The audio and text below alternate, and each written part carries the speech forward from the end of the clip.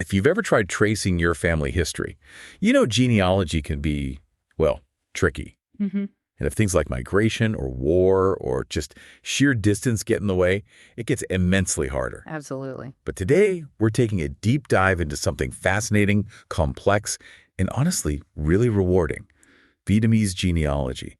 We're looking specifically at tracing roots that might go back centuries, even across continents. Yeah, and we're digging into sources that detail this long tradition of Vietnamese record keeping. It's a practice so old, so meticulous, it can offer this continuous family history maybe hundreds of years back. Wow. So we'll look at the huge cultural significance, but also, crucially, the unique obstacles researchers face today. Often very localized challenges. Right. And the goal here, our mission, if you like, is to give you a clear roadmap. We need to pinpoint those key cultural anchors, the Gia Phả, the family books being the main one, and then map out the practical steps. Often offline steps, actually, needed to trace your ancestry, because genealogy isn't just a hobby in Vietnam. For centuries, it's been absolutely vital, part of society, culture, family, clan life, a really long and central role. Okay, let's unpack that. If we're talking centuries of history, Mm-hmm. where does all this collective memory actually, live? It lives primarily in the Gia Phả. That's the family or clan book. This is really the absolute heart of Vietnamese family history research. And what's amazing is that so many of these books still exist. They meticulously chronicle families for maybe 22, 24 generations, sometimes even longer. 24 generations. Yeah, it's often the single most authoritative source you can find for a family's history. And keeping these records, it wasn't just a nice idea, was it? It sounds like it was almost a societal duty. Definitely. You see, it's strongly linked to Confucian teachings. I found this instruction from Bu Wee Beach, a scholar back in the 1700s. Mm-hmm. He told scholars quite directly to amend the family genealogy once every generation. Right.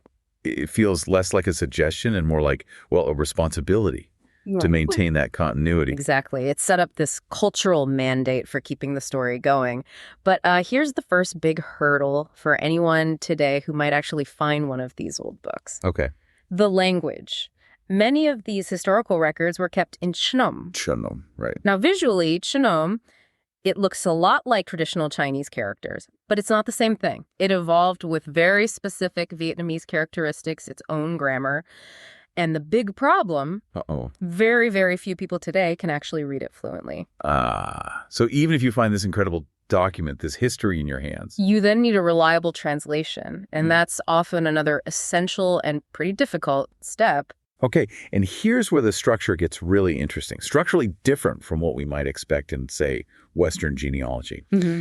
The Gia Phả doesn't start with you and work backwards. No. It starts with a designated relative, some specific ancestor chosen as the starting point for that family line, and then it works forward through time. That's right. Documenting descendants. The impact of that forward structure is huge, isn't it? It is. It means these books can contain thousands of names. They're mapping the entire branching of that line over centuries. So you're not just finding your direct ancestors, potentially. You might find information on really distant cousins, like 14th, 15th, 16th cousins. Yeah, potentially. Because the record tracks the whole clan descending from that ancestor. It can be overwhelming, but incredibly rich, like you said. And what kind of details are typically in these books? Well, the content can vary a bit, Right. but usually you'll find the ancestor's name, dates of birth and death, and crucially, their burial location. Often you'll get a bit of their life story, their marital status, number of children, maybe details about where they moved, major life events. Okay. But we do need to note the patriarchal influence here. Why? Because these books are traditionally passed down the male line, often following pretty strict Confucian ideals. Some records might only list the male ancestors. Sometimes female names, even spouses, are just completely omitted. Wow. Okay, that's a huge complication right there if you're trying to trace a maternal line. It can be. If your ancestor's just listed as a spouse of X, that thread might just end. It might, exactly. And that brings us straight into what seems like the biggest practical problem. Mm-hmm. Just getting access. Even if you know the book exists, finding it and seeing it sounds tough. It is. It's highly challenging, and it's mostly because of where they're kept. Which isn't in libraries or archives usually. No, not typically. The critical issue is that these Gia Phả are primarily held by individual family clan patriarchs, or maybe a designated custodian in the ancestral village. They aren't really deposited in government or public archives. They're seen as private, a living part of the family's heritage. Okay. And there are specific cultural reasons why these clan records can be so closely guarded. Like what?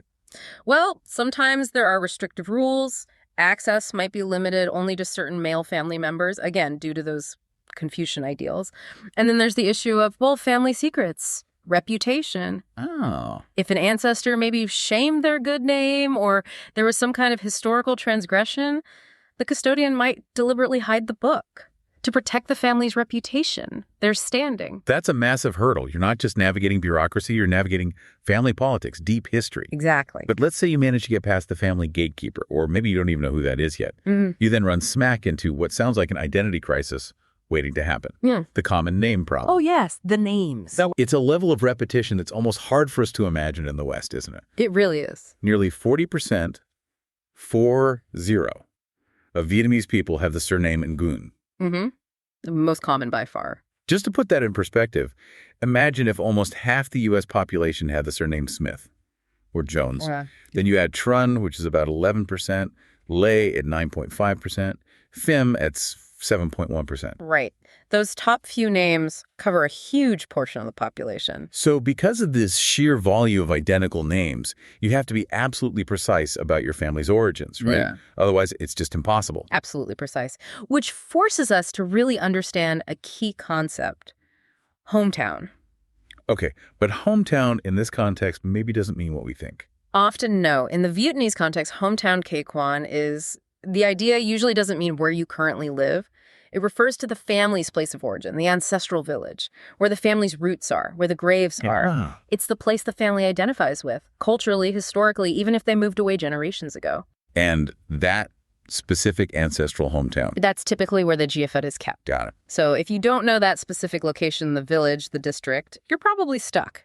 You need that detail to narrow the search down from, potentially 40% of the whole country to one single place. Okay. So if the key is finding that specific hometown, and maybe the book custodian, who's likely offline and possibly guarding the book, where on earth do you start? Yeah, where do you begin? The advice seems overwhelmingly clear on this one. First step, talk to your older family members now, even if they live overseas. Absolutely essential. These interviews are critical for finding that key info, right? Yeah. The hometown name, maybe who the current Gia Phả custodian is, the name of that designated relative you need to track the lineage. And maybe the location of the family grave. The oldest living relatives might hold those crucial memories or contacts that bridge the gap. Okay, so do that homework first. Talk to family. Definitely. Then, once you've gathered what you can from family, the next step often involves, a trip. The trip to Vietnam. Often, yes.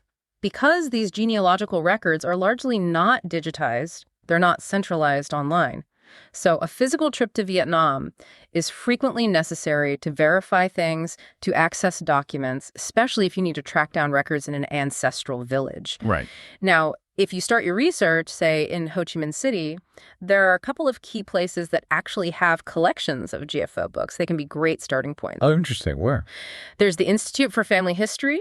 It's at 275B Pham Ngu Lao Street in District 1. It was set up specifically to preserve these records, and they hold over 200 clan books. Okay, 200. That's something. And even bigger, the General Sciences Library, also in District 169 Ly Tra Trong, their collection has over 2,000 Gia Phả books. 2,000, wow. So even if your specific family book isn't there, you might find related information or contact. Exactly. It's definitely worth checking those collections. Okay, beyond those libraries, we found a couple of other options that were a bit surprising, but potentially really valuable, depending on the family's background. First one, church records.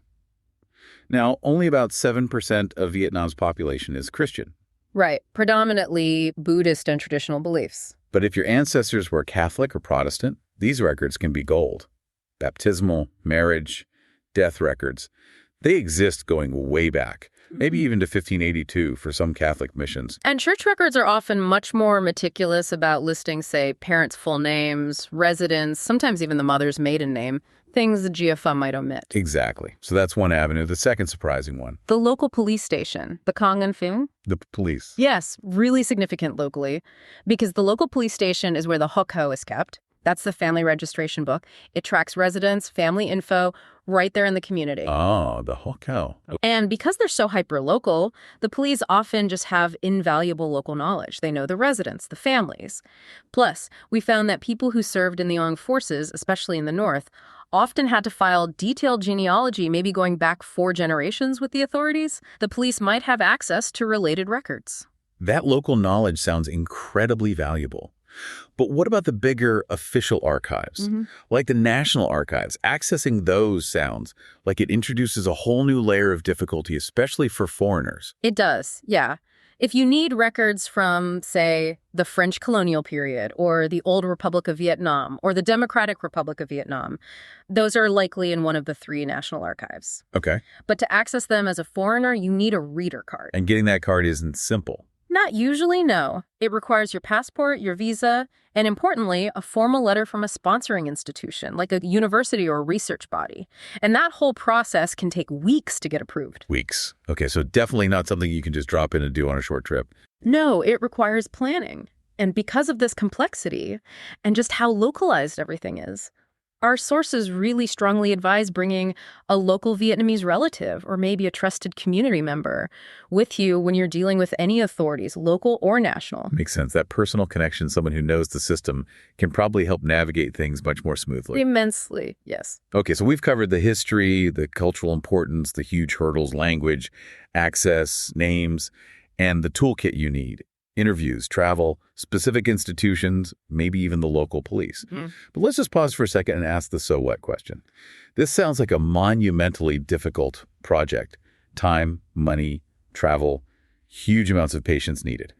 It demands a lot. So what's the real value? Why undertake something this challenging? I think the value is profound, really. It's about connecting your own story to the larger sweep of history. You're gaining historical context. You get to see your family's personal stories, maybe stories of hardship or success, migration set against these major world events. Right. It frames your personal history. Exactly. You're also preserving stories, maybe tales that only exist orally right now, passed down. Researching and recording them ensures they aren't lost. Yeah. And ultimately, all of this leads to a much deeper understanding of your roots and identity. It grounds you, gives you the sense of belonging, a connection to a cultural heritage that stretches back, potentially, centuries. That's powerful.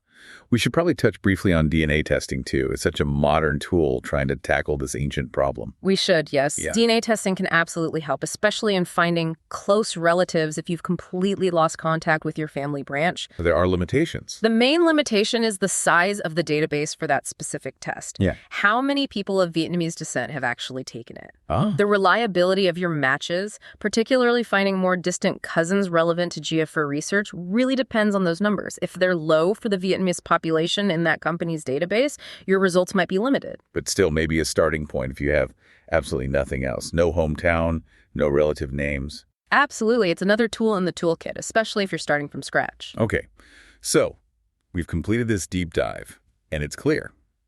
Vietnamese genealogy isn't a quick click on Ancestry.com. No, not at all. It's a profound plunge into history, into culture.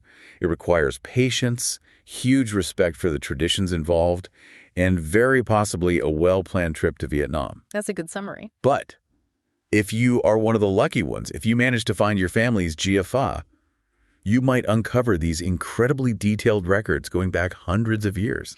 Dozens of generations. Truly incredible when it happens. And maybe here's a final thought to consider if you're thinking about starting this search. Okay. These records are difficult to access partly because they aren't just seen as, dusty old databases. They're often considered living private parts of a clan's heritage. And the books often contain more than just names and dates. Sometimes they include specific instructions to descendants to uphold the family's customs. Wow. Instructions from the past. Yeah. So the question to ponder is, if you did find your ancestral records, what forgotten duty, what profound tradition might you discover waiting in there for you? Something that links you directly, personally, back through time. That is a powerful question indeed. Thank you for joining us for this deep dive. My pleasure. We'll talk to you next time.